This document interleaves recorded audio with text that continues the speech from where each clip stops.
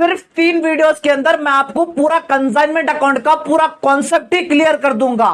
ये 3 वीडियो के अंदर कंसाइनमेंट अकाउंट का इंट्रोडक्शन, 5 मार्क्स के प्रॉब्लम्स एंड 10 मार्क्स के प्रॉब्लम्स पूरे ये 3 वीडियो के अंदर पढ़ा के मैं आपको 3 वीडियो में मैं आपको पूरा कॉन्सेप्ट क्लियर कर दूंगा। सो आज से हमारा कंसाइनमेंट अकाउंट का चैप्टर हम स्टार्ट करेंगे।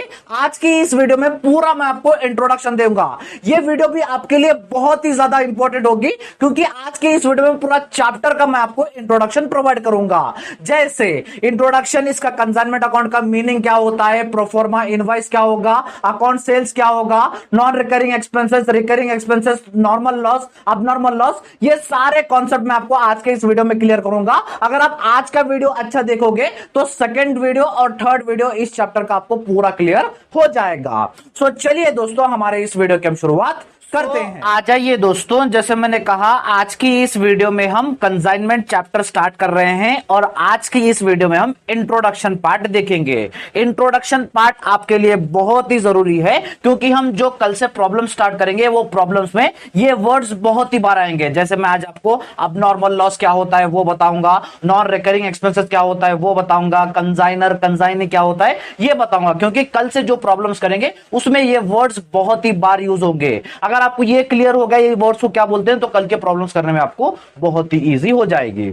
सो जैसे मैंने कहा कंसाइनमेंट अकाउंट्स हम आज से स्टार्ट कर रहे हैं तो मैं आपको इसका मीनिंग समझा देता हूं। मीनिंग इसको एक बेस्ट एग्जांपल से मैं आपको समझाऊंगा।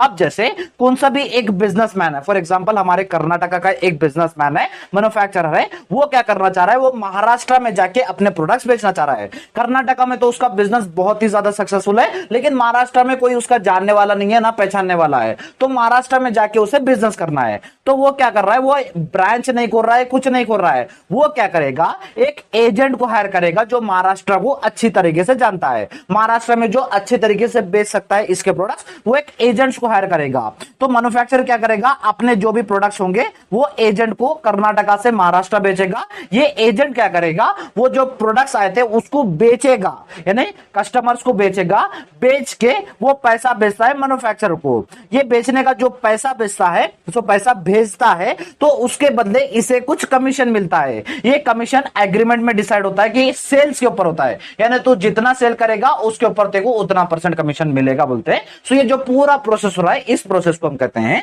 कंसाइनमेंट। समझने आ गया? और एक बार रिपीट कर देता हूं। मैन्युफैक्चरर क्या करता है, दूसरे प्लेस में जब उसका प्रोडक्ट बेचना है तो दूसरे प्लेस के एक एजेंट को हायर करता है, वो एजेंट उसके प्रोडक्ट्स बेचता है, उसके प्रोडक्ट्स बेचने का उसे कुछ कमीशन मिलता है। इस सारे प्रोसेस को हम कहते हैं कंसाइनमेंट। क्लियर हो गया कंसाइनमेंट अकाउंट का मीनिंग? अब चलिए, कंसाइनमेंट में आपको 3 चीजें बहुत ही ज्यादा इंपॉर्टेंट है। फर्स्ट है कंसाइनर। कंसाइनर कौन होता है, consignor who sends the goods, यानी जो बिजनेसमैन, जो ओनर है या मैन्युफैक्चरर है वो कंसाइनर होता है, जो भेज रहा है, एजेंट को जो अपॉइंट कर रहा है या तो फिर एजेंट को जो गुड्स भेज रहा है, सेंड कर रहा है, वो होता है कंसाइनर। कंसाइनर का मतलब मैन्युफैक्चरर या ओनर हो गया।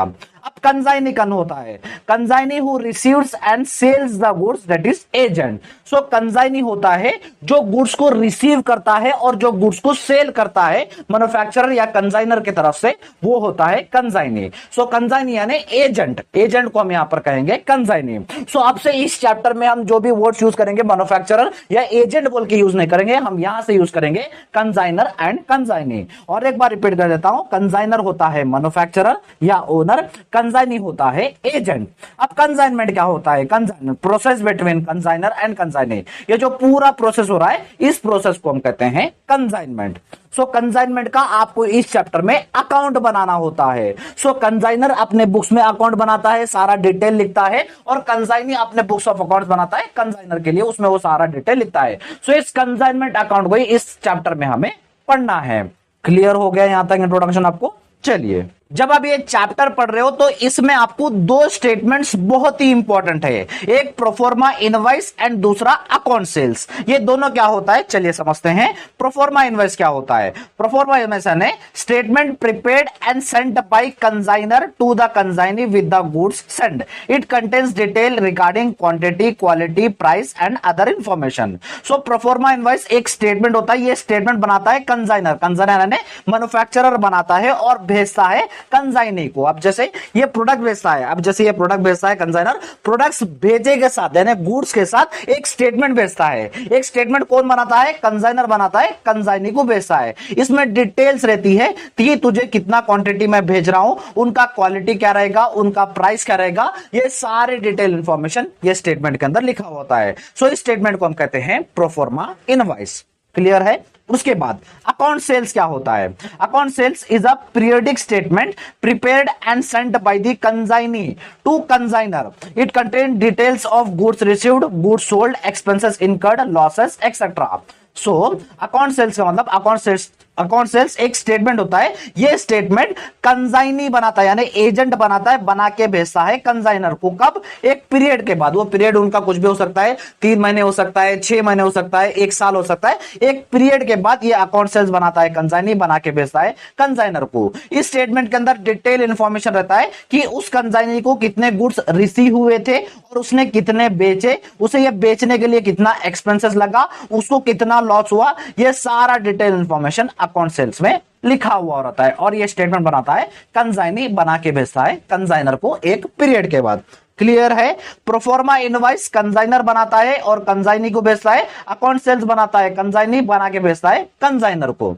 क्लियर है दोनों स्टेटमेंट्स? चलिए उसके बाद अब हम देखेंगे कंसाइनमेंट एक्सपेंसेस, यानी कंसाइनमेंट के अंदर कौन से एक्सपेंसेस आते हैं वो हम इस टॉपिक में देखेंगे। ये टॉपिक आपके लिए इंपॉर्टेंट है। सो कंसाइनमेंट में 2 तरह के एक्सपेंसेस होते हैं, एक होता है नॉन रिकरिंग एक्सपेंसेस और दूसरा होता है रिकरिंग एक्सपेंसेस। सो चलिए पहले नॉन रिकरिंग एक्सपेंसेस क्या होता है ये देखते हैं। Non recurring expenses one time expenses रहता है, यानी सिर्फ ये एक बार एक्सपेंसेस इंकर्ड होता है पूरे बिजनेस ट्रांजैक्शन के अंदर। सो इंकर्ड बाय आइदर कंसाइनी और कंसाइनर। ये non recurring expenses either consignee तो पे करता है या तो फिर कंसाइनर तो पे करता है, कंसाइनर या कंसाइनी एक्सपेंसेस पे करता है। All expenses incurred from the place of consignor to the shop or godown of the consignee. So non-recurring expenses वो सारे expense होते हैं जो लगते हैं गुड्स को कंसाइनर के गोडाउन से लेके कंसाइनी के गोडाउन या शॉप तक पहुंचने तक, ये जो बीच में सारे एक्सपेंस होते हैं वो सारे एक्सपेंस होते हैं नॉन रिकरिंग एक्सपेंसेस। जैसे पैकेजिंग, अब जैसे गुड्स या प्रोडक्ट्स हो गए उसको पैक कर रहे हो, पैकिंग का हो गया, लोड कर रहे हो आपके गोडाउन से लेके ट्रक्स तक या तो फिर जो शिप्स तक जो लोडिंग चार्जेस आता है वो सारा लोडिंग चार्जेस ये नॉन रिकरिंग एक्सपेंसेस है। कैरियज, जैसे अब बड़े बड़े ट्रैक्टर में या तो फिर बड़े बड़े टेम्पो में, लॉरी में आप गुड्स भेज रहे हो कंसाइनी तक, वो सारे कैरियज में आते हैं। फ्राइट यानी आप एरोप्लेन से, शिप से, ट्रेन से जो भी भेज रहे हो वो सारा फ्राइट में आता है। कस्टम ड्यूटी एक तरह का टैक्स होता है। सो जो भी खर्चे, जो भी एक्सपेंसेस कंसाइनर के तरफ से कंसाइनी तक पहुंचने तक, ये जो बीच में सारे एक्सपेंस लग रहे हैं वो सारे एक्सपेंस होते हैं नॉन रिकरिंग एक्सपेंसेस। और हमेशा याद रख लीजिए non recurring expenses cost price में ऐड होता है प्रोडक्ट के, यानी प्रोडक्ट का जब आप कॉस्ट प्राइस निकाल रहे हो तो उस कॉस्ट प्राइस के अंदर नॉन रिकरिंग एक्सपेंसेस भी ऐड होते हैं। हमेशा याद रख लीजिए जब हम कंसाइनमेंट अकाउंट कर रहे हैं तो नॉन रिकरिंग एक्सपेंसेस आपके लिए बहुत ही इंपॉर्टेंट है। जब हम 5 मार्क्स के 10 मार्क्स से प्रॉब्लम्स करेंगे तो नॉन रिकरिंग एक्सपेंसेस बार बार आपको आएंगे। सो हमेशा याद रख लीजिए non recurring expenses one time expense होते हैं। ये एक्सपेंसेस कंसाइनर या कंसाइनी पे करता है। ये सारे एक्सपेंस होते हैं जो कंसाइनर के प्लेस से लेके कंसाइनी के गोडाउन तक पहुंचने तक, ये जो बीच में सारे एक्सपेंस लगते हैं वो सारे नॉन रिकरिंग एक्सपेंसेस होते हैं। उसके बाद रिकरिंग एक्सपेंसेस क्या होते हैं? Recurring expenses include during regular business operations. Recurring expenses वो एक्सपेंस होते हैं जो एक्सपेंसेस एक बिजनेस करने के लिए जो सारे एक्सपेंस होते हैं वो सारे एक्सपेंस होते हैं recurring expenses. So expenses incurred after goods reach to godown shop of consignee. So ये सारे एक्सपेंसेस जो कंसाइनी के गोडाउन या शॉप तक पहुंचने के बाद, यानी आफ्टर पहुंचने के बाद जो भी एक्सपेंस लगेंगे वो सारे एक्सपेंस रिकरिंग एक्सपेंस होने। यानी जो एजेंट होता है, कंसाइनी होता है, अपने बिजनेस करने के लिए जो भी उसे एक्सपेंस लग रहा है वो सारे एक्सपेंस रिकरिंग एक्सपेंस होते हैं।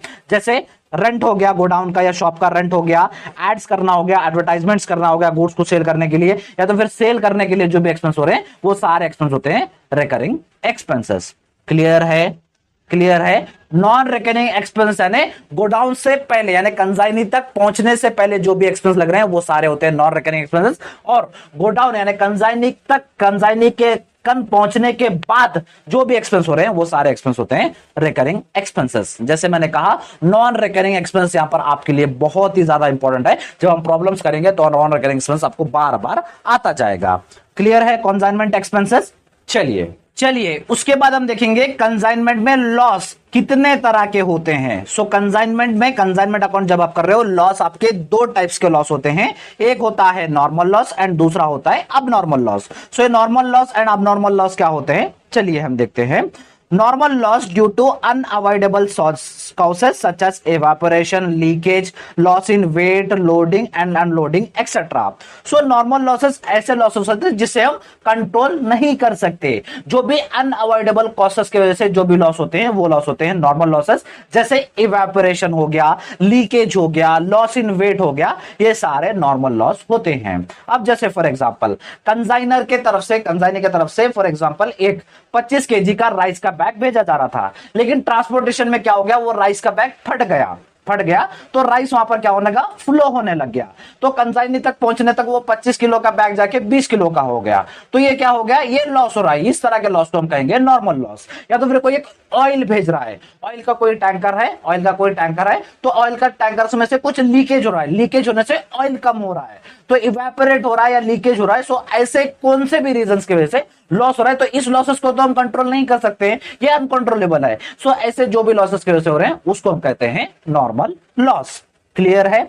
उसके बाद अब नॉर्मल लॉस क्या होते हैं। अब normal loss caused by abnormal reasons such as accident, theft, fire and floods etc. Abnormal loss can be controllable. So abnormal loss वो losses होते हैं जिसे हम कंट्रोल कर सकते हैं, या तो फिर abnormal reasons की वजह से जो लॉस आते हैं उस लॉस को हम कहते हैं abnormal loss। जैसे एक्सीडेंट, ट्रांसपोर्टेशन कर रहे हो, उसके बीच में कुछ एक्सीडेंट हो रहा है तो गुड्स आपके डिस्ट्रॉय हो जा रहे हैं, सो उसे हम कहेंगे abnormal loss। या तो चोरी हो रही है आपके गुड्स की, ये चोरी को हम कहेंगे abnormal loss। फायर लग रहा है, आग की वजह से आपके लॉस, आपके गुड्स डिस्ट्रॉय हो रहे हैं, ये आपका लॉस हो गया, अब नॉर्मल लॉस हो गया। फ्लड्स की वजह से आपके गुड्स डिस्ट्रॉय हो रहे हैं, तो ये भी आपके हैं अब नॉर्मल लॉस। यानी ऐसे चीजें जो आप कंट्रोल कर सकते हैं। आप एक्सीडेंट कंट्रोल कर सकते हैं, अगर आप गाड़ी अच्छे से चलाओगे तो एक्सीडेंट नहीं होगा। थेफ्ट, चोरी को आप कंट्रोल कर सकते हो, अच्छी सिक्योरिटी लगा सकते हो। फायर की चीजें आपके गुड्स की तरफ से आप हटा सकते हो, जिससे आग लगने के संभावना कम होते हैं। सो ऐसे जिसे हम कंट्रोल कर सकते हैं उसकी वजह से लॉस हो रहा है, उसको हम कहेंगे अब नॉर्मल लॉस। जब भी हम प्रॉब्लम करेंगे ये अब नॉर्मल लॉस आपको बार बार आता जाएगा, तो अब नॉर्मल लॉस यही आप क्लियर कर लीजिए। अब नॉर्मल लॉस वो लॉसेस होते हैं जिसे हम कंट्रोल कर सकते हैं, जैसे अब नॉर्मल रीजंस की वजह से हो रहे हैं, जैसे एक्सीडेंट की वजह से, फायर की वजह से, चोरी की वजह से जो भी लॉस हो रहे हैं वो सारे लॉसेस है अब नॉर्मल लॉस। क्लियर हो गया सारा इंट्रोडक्शन। आपको सारा इंट्रोडक्शन मैंने यहां पर आपको क्लियर तरीके से समझाया। कंसाइनर कौन होता है, कंसाइनी कौन होता है, कंसाइनमेंट अकाउंट कौन होते हैं, recurring expenses, non recurring expenses, normal loss, अब नॉर्मल लॉस, ये सारी चीजें मैं आपको आज क्लियर किया। ये सारी चीजें आपको जब हम प्रॉब्लम्स करेंगे ये बार बार आती जाएंगे, तो हमेशा ये इंट्रोडक्शन पार्ट आप क्लियर कर लीजिएगा। सो दोस्तों ये था हमारा आज का वीडियो। आज की इस वीडियो में हमने कंसाइनमेंट अकाउंट का हम छोटा सा इंट्रोडक्शन देखा। कल से हम अपने प्रॉब्लम स्टार्ट कर लेंगे। सो हमारे चैनल को आप कंपलसरी सब्सक्राइब कर लीजिएगा, क्योंकि ऐसे वीडियोस हमारे इस चैनल पे मिलते जाएंगे। वीडियो अच्छा लगा तो वीडियो को लाइक कर दीजिए। मैं और एक प्लेलिस्ट बना दूंगा इस कंसाइनमेंट अकाउंट की। सो कंसाइनमेंट अकाउंट के ऊपर जितने भी अब वीडियोस आते जाएंगे, second part and third part, वो सारे आपको उस प्लेलिस्ट में मिल जाएंगे। प्लेलिस्ट का लिंक मैं आपको डिस्क्रिप्शन बॉक्स में दे दूंगा। वीडियो अच्छा लगा तो वीडियो को लाइक कर दीजिए, चैनल को सब्सक्राइब कर लीजिएगा, अपने फ्रेंड्स एंड क्लासमेट्स के साथ इस वीडियो को शेयर कर दीजिएगा। मिलते हैं हमारे सेकंड पार्ट में, तब तक के लिए thank you so much and bye.